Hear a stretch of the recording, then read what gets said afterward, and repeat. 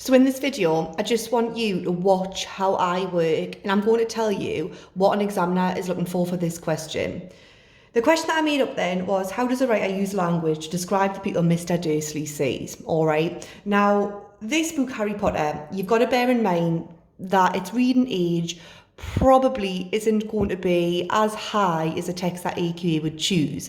But for the purpose of talking you through this question, I'm going to start with this. All right. So, a reminder of what it said then. Basically, overall, these people to Mr. Dursley's are oddbods. They are weirdos, he calls them. He also talks about them wearing cloaks, and he's disgusted by this. He thinks that they're very, very strange.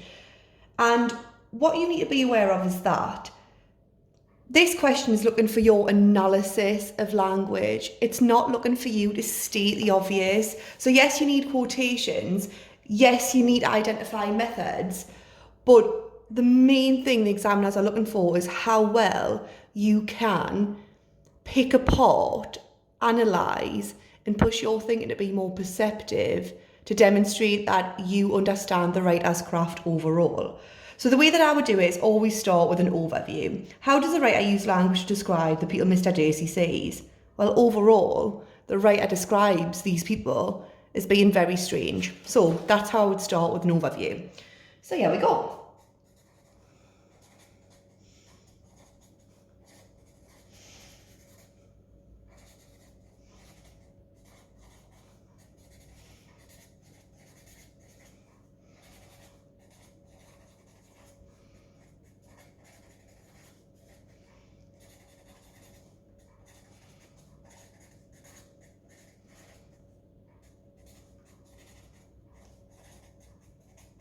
All right, and once you've got your overall point, the writer overall describes the people as being strange and out of place in this extract, you do not have to make another point now. You can just link. You need to make sure that in any response that asks how does the writer use language, how far do you agree, how does the writer structure the text, you look at methods. All right, and for that, I'm going to refer to these methods when I identify one as a subject term. All right, so ST stands for subject term. You also need to make sure that you choose evidence that you can talk about, and it doesn't have to be massive long sentences. It can be any textual detail. All right, so that's TD. And then, as I said before, E is the big one, the effect. Now, the way the exam board critiques your work and puts into a band is through the following comments. So if your response is very brief, offering simple comment on the effect of language, using really simple references, and mainly using some subject terms, then your response is going to be in the 1 to 2 mark bracket, and it is going to be referred to as simple. I know it's quite negative, but that's the way it is. To push into level 2, you need to show some understanding and comment on the effects of language. So this one, it's going to be more of an explanation. Your textual detail is going to be more appropriate, and the subject terminology that you do use will be mainly appropriate again. So 3 to 4, you're getting there. You're making some comment, but it's not as clear and relevant as 5 to 6 marks. So your 5 to 6 marks, as I've said, clear, relevant. You need to make sure that your explanations are very clear. So when you talk about effect, it's going to be really clear.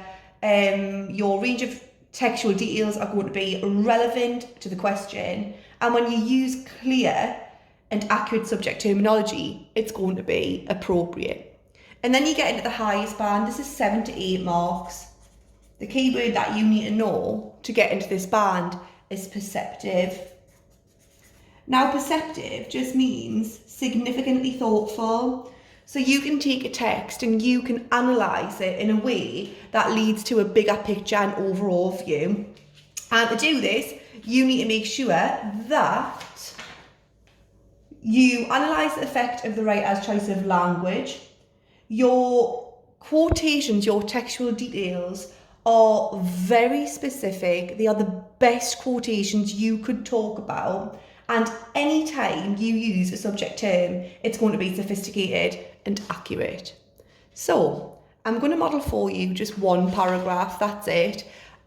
Just to give you an idea of how to create a response that shows a deeper trail of thought. So here we go. All right, let's have a look.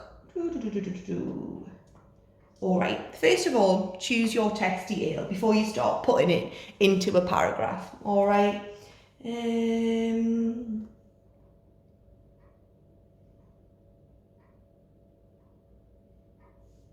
So, first quote I would talk about is this: huddle of these weirdos. Second one I would talk about is stupid new fashion. And the third text detail that I would choose would be emerald green cloak.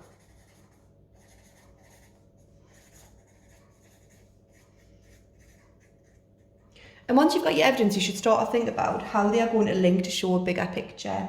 All right, so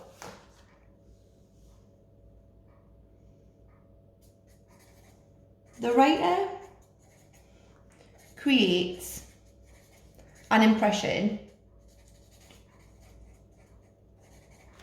that the people are part of some cult or abnormal social group.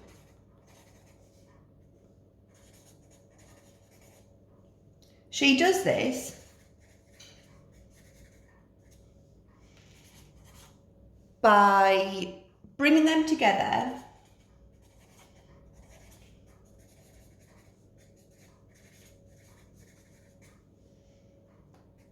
in the collective phrase, huddle of these weirdos.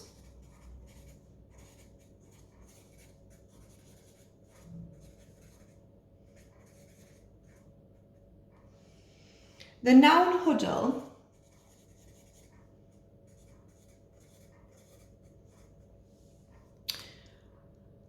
has connotations of secrecy, implying that the people stay away from others, preferring to stick with their own kind.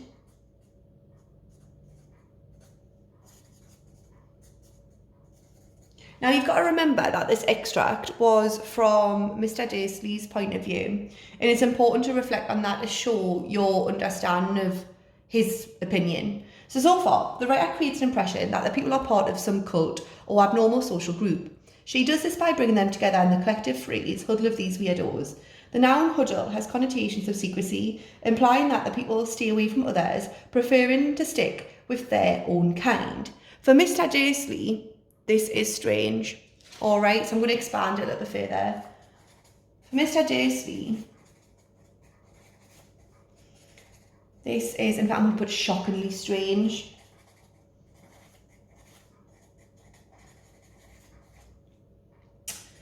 The use of the word weirdos further establishes that the people are different to him,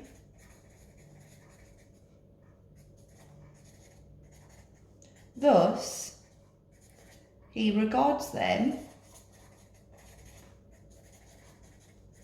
as being other. Now, I think that you could argue that these people are alien, especially because of the colour emerald. So to take it further, once I finish with these people are other, I'm going to try to push my thinking a little bit further. So using the alien metaphor, all right?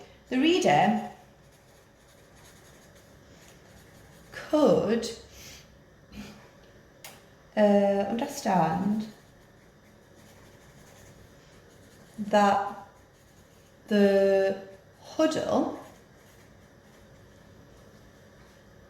alienates itself from the community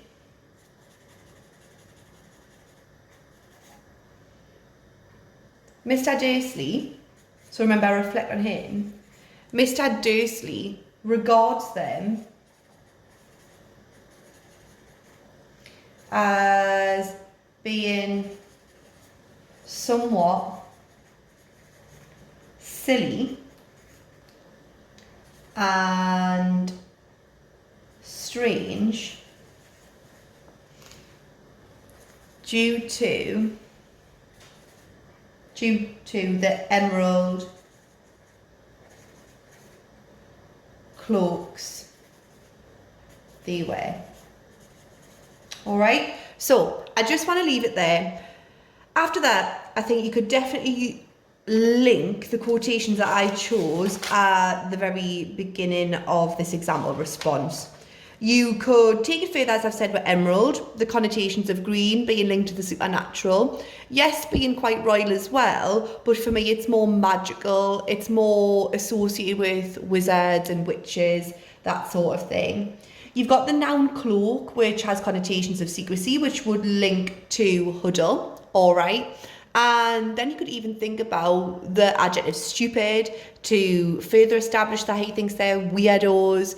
And this phrase new fashion does imply that Mr. Dursley thinks it's a trend, it is fickle, it's something that he is so serious that he does not have time for.